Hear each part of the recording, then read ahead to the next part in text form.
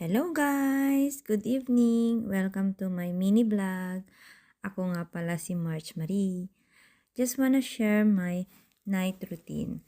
I know some people are not my interested, but just support my vlog guys. Thank you! I'm going home.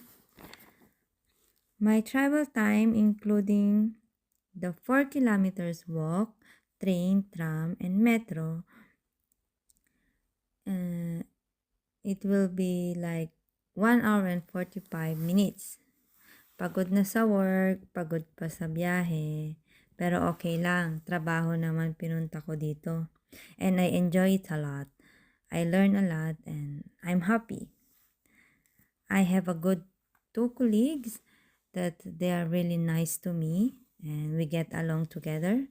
That's why I enjoy my work even it's not convenient to me. Because I live it very far. Like, nasa city ako, then ang trabaho ko is nasa province. Then, kasama ko rin ang aking napakabait and napaka-supportive na boyfriend. Kaya, I'm happy to live here in Czech Republic. Saka, nandito tayo para sa pangarap at para sa pamilya. Kaya, enjoy lang. Enjoy lang ang buhay sa abroad. Pero, minsan nakakalungkot kasi nakakamiss naman talaga ang Pilipinas, lalo na ang pamilya. At miss na miss ko na rin ang nanay ko at ang napakaganda kong anak.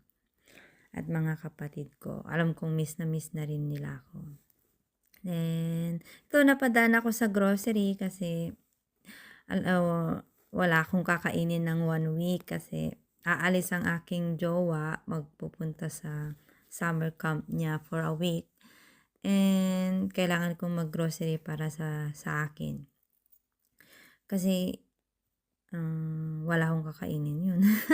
Ano ba yan? Parang paulit-ulit ako. Yan, time na for pay. Yan. Gustong-gusto ko nang makauwi kasi pagod na pagod ako. Naka 9.5 hours ako ngayong gabi and talagang pagod na pagod ako. Ang sakit-sakit ng likod ko. Tapos iniisip ko pa na aalis yung jowa ko. Tapos mag-isa lang ako sa bahay. Kasi parang hindi ako sanay na hindi siya kasama araw-araw. Pero okay lang kasi kailangan niya rin magtrabaho. Marami rin naman siyang kailangan gawin. And my priority is obligation tayo dito. Kaya kailangan natin kumita ng pera. And ito, haggard na pero excited naman akong umuwi kasi alam kong makikita ko ng aking boyfriend.